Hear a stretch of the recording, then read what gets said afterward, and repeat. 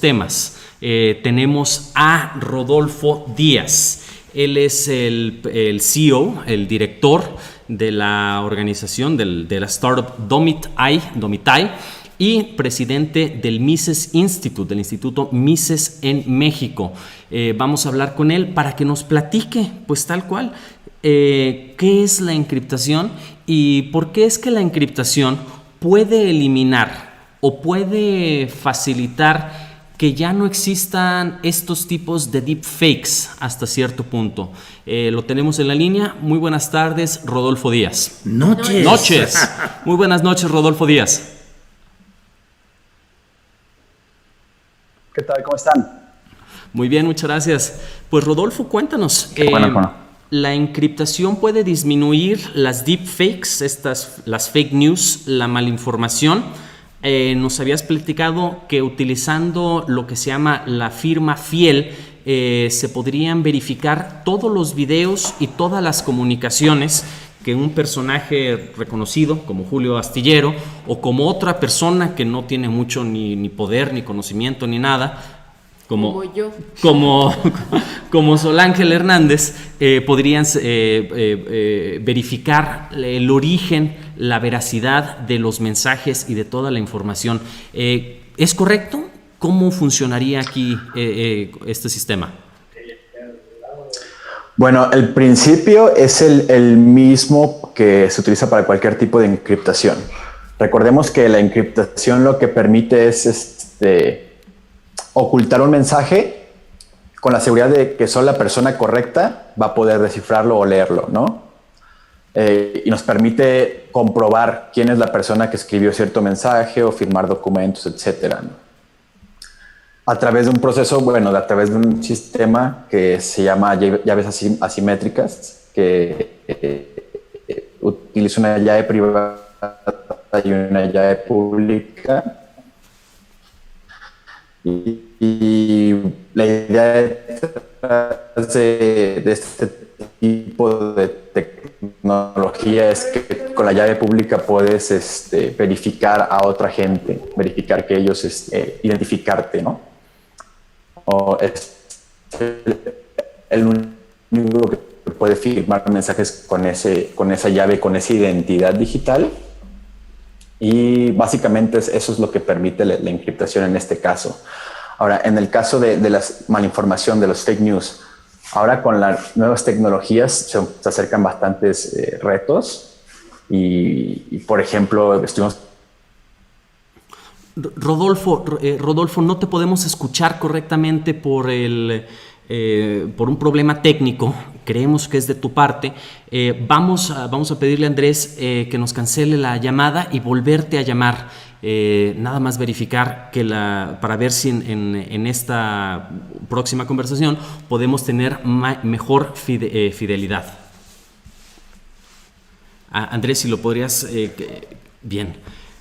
Okay. Bueno, pues sí, todo esto. Hablando de tecnología y todo, y la tecnología nos falla. Sí, no, siempre, la tecnología no tiene palabra de honor siempre, y si vaya que lo sabemos nosotros con todo lo que nos sucede en todos los momentos, a veces de aquel lado, a veces de en fin, todo es complicado. Sí. Pero qué tema tan interesante, Julio, ya ha habido muchos comentarios muy buenos y muy... concentrados de la importancia de lo que se está planteando. Sí, lo que estaba comentando Rodolfo Díaz es cómo se puede verificar que la información, que el tweet, que el Facebook o que cierta noticia que nos mandamos en WhatsApp o en Telegram o en Instagram o por correos electrónica tenga un grado de veracidad y que lo que el político, el artista, el partido político o cualquier persona haya mandado o haya intercambiado, porque la comunicación es un intercambio de información, tenga una prueba de identidad criptográfica intrínseca a los videos y a las personas que nosotros mandamos. Entonces, para evitar que se creen estos tipos de deepfakes en donde se escucha a Julio Hernández diciendo yo apoyo a Calderón, es una persona muy honesta, es trabajadora. O yo hablando como Vicente Fox, a ver, niños y niñas, deberían de haber hecho tepocatas y víboras. De las mañanitas. Yo cantando las mañanitas. Estas son las mañanitas que cantaba el rey David. ¿Qué? Sí. ¿Creías que nomás tú hacías teatro o qué? No, para nada. Bueno, Ya sí, está, Rodolfo. entonces para verificar esto, la firma fiel es un mecanismo que puede parear, no sé cómo se dice, pairing. Maridar. No, maridar, ay güey. O sea, we pair, que yo identifico que el mensaje que Solángel mandó realmente fue escrito y sean las palabras, la Verificar. voz, verificar, constatar, ay la madre, Bueno. de la información. Pero sí tenemos a alguien que habla español como su lengua materna y es Rodolfo. Buenas tardes, buenas noches de nuevo. Bueno. Buenas noches de nuevo, Claro. Rodolfo. Otra vez se trabó. Rodolfo. Ya creo que a ver si ahora sí me lo saca. Ajá. ¿Se trabó? No, No, cuéntanos. adelante. O ya te me oyen bien. Ya Vamos, estamos por al favor. aire. Ya estamos al aire, Ah, adelante. vale. Sí. Pues sí, lo que comentaba Julio es verdad, ¿no? De que estos nuevos retos tecnológicos lo que van a permitir es que, o a través de criptografía, que de hecho se puede utilizar fácilmente con blockchain actualmente, es crear mensajes donde tú los firmes y la gente o cualquier persona del mundo pueda comprobar la identidad de quien firmó ese mensaje. Y ese mismo principio se puede aplicar a cualquier cosa, o un archivo de video, etcétera. De manera de que tú puedes, todas las comunicaciones que hagas al mundo, todos los mensajes oficiales que des, tus tweets o Facebook, etcétera, pudieran estar linkeados, cifrados con tu llave privada para que lo puedan verificar con tu llave pública cualquier persona y decir, exactamente corresponde a la llave de este chico, por lo tanto este mensaje sí es real, sí lo envió él, ¿no? Y es una identidad, en el mundo digital puedes comprobar quién es quién, y es a través de la criptografía nada más. Uh-huh.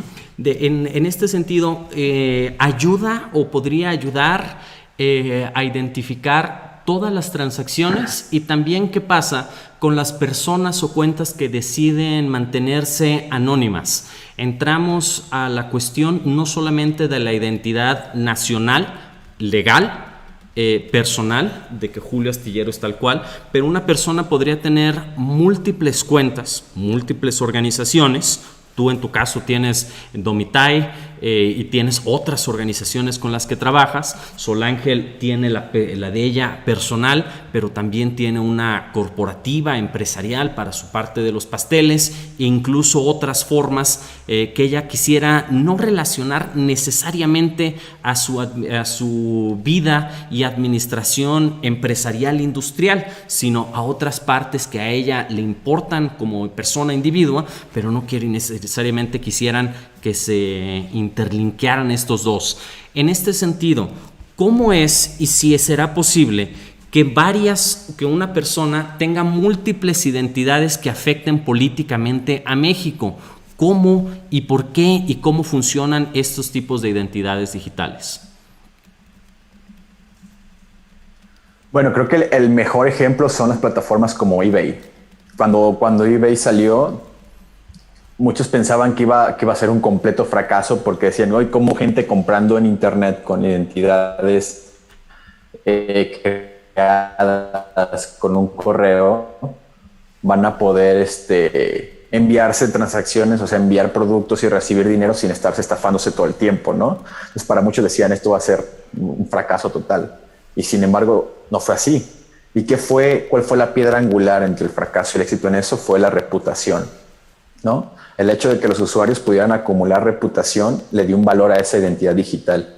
Entonces, una cuenta de eBay con 10,000 ventas, pues tiene un valor, ¿no? Tiene una reputación y es exactamente eso, el único elemento que le da valor. Ahora, si pudiéramos transferir a una identidad universal para todo este tipo para toda la web, se podría decir, donde tú tengas el control de tu información y tú puedes verificar las diferentes plataformas, podrás traspasar tu reputación de Mercado Libre para que sepan también cuando estás vendiendo a otro lado en línea o no sé, que tienes cierta reputación. Y es la confianza de los demás sobre ese perfil lo que va a crear el valor, uh-huh. El valor en él, ¿no? Que se va a ver reflejado de cierta manera lo que tú haces, tus interacciones en la reputación de ese perfil. O sea, eso es lo que yo creo que se debe hacer, es Lo que estás comentando o dando un contexto más allá es que cada plataforma, Facebook te tiene como esclavo y tú puedes tener un alto nivel de popularidad, de amigos, de likes, de shares, pero puede que no, pero estos mismo popularidad que tienes en Facebook no será transferida para YouTube o para Instagram, LinkedIn y Twitter y las demás plataformas. Con estos sistemas de múltiples reputaciones, una o múltiples reputaciones e identidades universales, se podría tener que los datos y la reputación, la honradez, el buen comportamiento y las acciones previas que se han tenido entre cada plataforma, pues se interlinken. Y si tú has hecho buenas relaciones comercialmente en Airbnb o en Uber o en Mercado Libre o en Couchsurfing o cualquiera de estas empresas comerciales, pues esta misma reputación también se podría transferir a lo político. Sí, de hecho lo estamos viendo en el caso, por ejemplo, ahorita que están saliendo tanto los videos de corrupción y todo este rollo. Esto es una gran herramienta, por ejemplo, para gente que se dedica a los medios de comunicación, porque tú puedes estar puedes tener un blog anónimo donde vas exhibiendo todos estos videos y explicas todos los casos y escribes artículos, etcétera, y firmar todas tus publicaciones con tus llaves para que puedan confirmar que eres tú y estás creando una reputación. Y aunque llegue, no sé, el gobierno, te tumbe tu página, etcétera, tú puedes abrir otro blog y con esa llave tú compruebas que eres tú, que eres la misma persona y sigues publicando y la gente te va a reconocer y no hay forma de que digan no es él, ¿sabes? Entonces de esa manera te proteges de la censura, proteges tu reputación de la censura, se podría decir, ¿no? Uh-huh. ¿Y cómo es que se pueden, qué es una startup? Tú tienes una startup, Domitai. ¿Cómo es que las startups, porque muchas veces nosotros criticamos y decimos al diablo, muérase Facebook o muérase Twitter y tan, pero ¿por qué no se crean otros Facebooks? ¿Por qué no se crean otros Twitters o otros LinkedIns? ¿Quiénes crean este tipo de compañías? ¿Y cómo se crean estas compañías?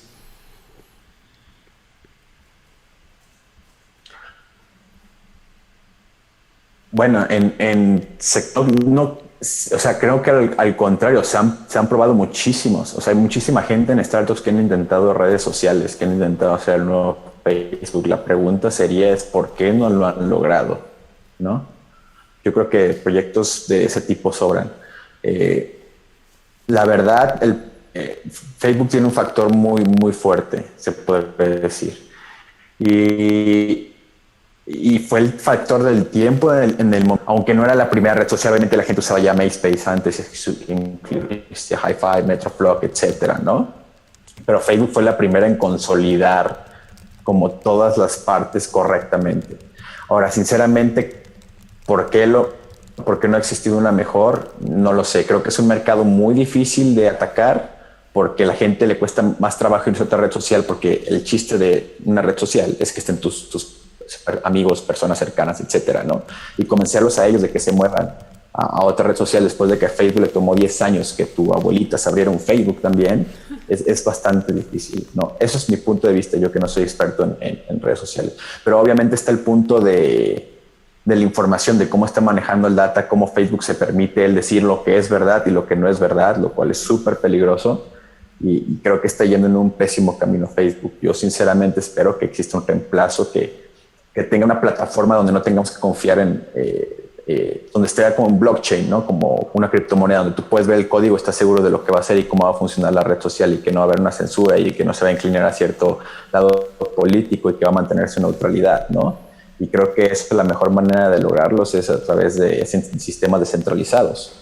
Uh-huh. Complicado todo esto de lo que estamos hablando, Rodolfo Díaz, y te pregunto si de cierta manera el control sobre las redes sociales, el control tecnológico está sustituyendo lo que fue antaño el control de los medios de comunicación tradicionales que cincelaban, que definían la percepción social sobre los hechos públicos a partir de sus locutores, comentaristas, manipulaciones de noticias. Ahora estamos en presencia de un sustituto que es las redes sociales.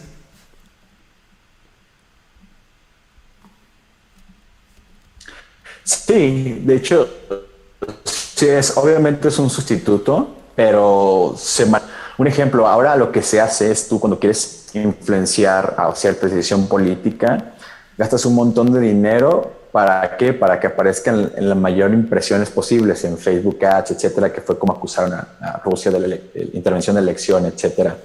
Antes, obviamente, podías hacer eso, pero estaba mucho más centralizado porque eran pocos los medios de comunicación, eran pocas las televisoras, eran pocos los periódicos, etcétera, y era muy difícil, aunque tuvieras dinero, pues competir con otra persona que está pagando. El internet hasta viene una democratización hasta en ese aspecto, se podría decir, ¿no? A un Facebook no te va a negar, te va a perder exposición, etcétera, puede que tenga inclinaciones, pero no te va a negar poner ads acerca de tus ideas, por ejemplo, ¿no? Entonces, sí lo están intentando a través de los fact checkers y todo ese tipo de cosas que yo creo que sí es tratar de moldear las ideas de los usuarios, las ideas políticas, pero es mucho menos eficiente de lo que era en el pasado, porque tienes mucho más redes sociales, tienes Twitter, tienes otras plataformas de entonces la información no tiene un cuello de botella como existía antes, donde alguien podía apretarlo y ya no pasaba la información, ¿no? La información sale, pero un poco, o más bien tal vez mucho, no sé, la opinión pública a través de esta inclinación política en la censura, en los fact checkers, todo eso, es obvio, ¿no? Pero creo que es mucho menor a lo que era en el pasado. Rodolfo, se hablan de redes sociales descentralizadas. ¿Qué significa esto? ¿Qué es un tema popular en donde se dice ya no va a haber ni 2 ni 3, pero van a estar descentralizadas? ¿Qué es eso? Bueno, hay diferentes tipos de descentralización, muchas, pero vamos a enfocarnos en la ideal, y es básicamente que en la misma manera que en blockchain, que funcionan, por ejemplo, las criptomonedas sobre esta tecnología, lo que ocurre es que el código que hace correr el software no está en una sola computadora, sino está distribuido en todos los usuarios de la red, ¿no? Está distribuida en miles y miles de computadoras, cientos de miles de computadoras que tienen copia de ese código exacto. Por lo tanto, tendrías que modificar prácticamente todas o el 51% para causar algún estrago, modificar el código de ese 51% de las computadoras, cientos de miles de computadoras, lo cual es prácticamente imposible que tú puedas hackear todas ellas para hacer un ataque coordinado. Entonces lo que hace es distribuir la información, descentralizarla tanto que un ataque se vuelve inefectivo, ¿no? Y el código no está en un solo lado donde se lo puedan cambiar, sino que todos los usuarios son los que deciden si cambian o utilizan otro código.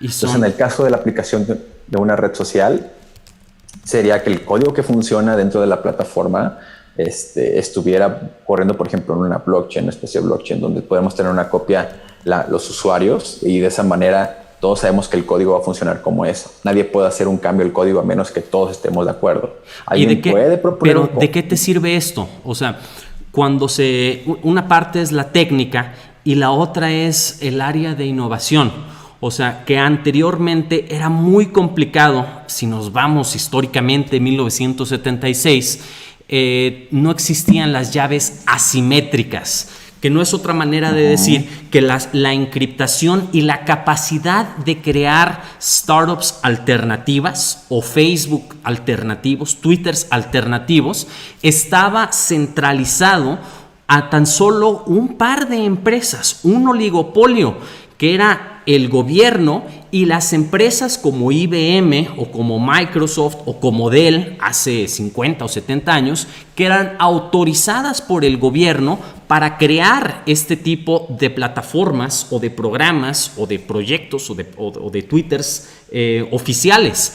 Y cuando se crea descentralización técnica, significa que todas las personas, tú y yo, el que está en México y en Hawái, en Taiwán y en Nigeria y aquí al lado en la colonia de los Cerritos, pueden crear este tipo de alternativas.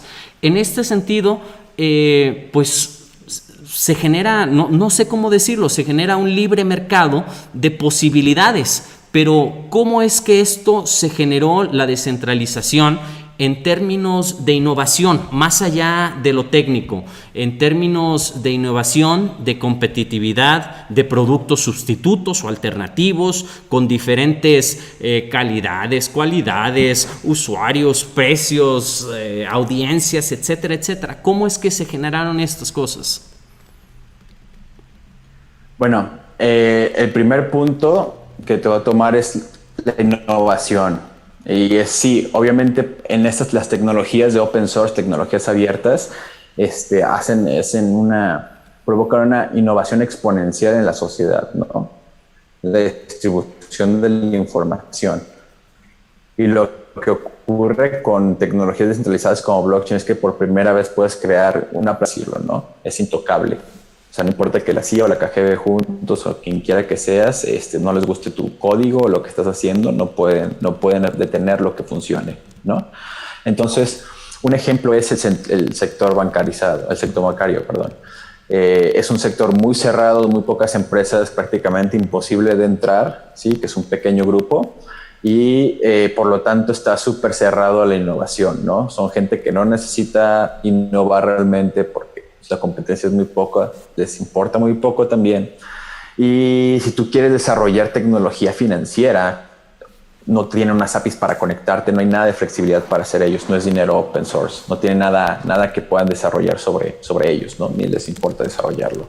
Y luego cuando ocurre blockchain, Bitcoin, las criptomonedas, lo que ocurre que es por primera vez el sistema financiero tiene una accesibilidad a hacer open source, de cualquiera puede construir en esta plataforma y crear su sistema financiero desde cero sin pedirle permiso a absolutamente nadie y sin que nadie pueda detenerlo, ¿no? Entonces eso para los emprendedores fue un santo grial, se podría decir, ¿no?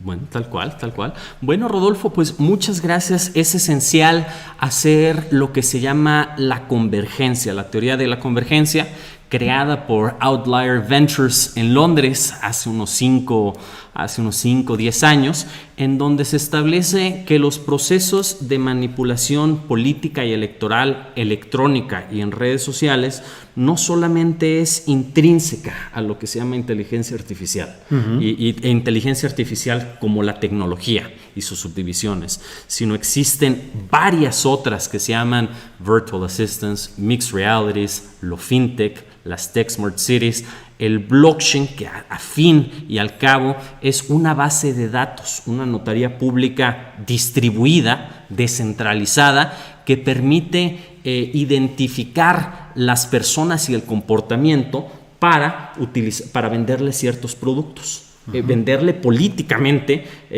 cierto tipo de información para que las personas que le guste la inmigración, por así decirlo, se coloque un poco más a favor del PRI o del PAN o de Morena, si le da cierta información diciendo los inmigrantes son buenos, positivos por estas razones. Y si a las personas les gusta el tema económico y financiero y de la pobreza, se les inserta información a los del PAN diciendo el libre mercado es bueno y positivo, etcétera, y a la gente de Morena diciendo el libre mercado es malo y el socialismo es bueno, o la redistribución acaba con la pobreza.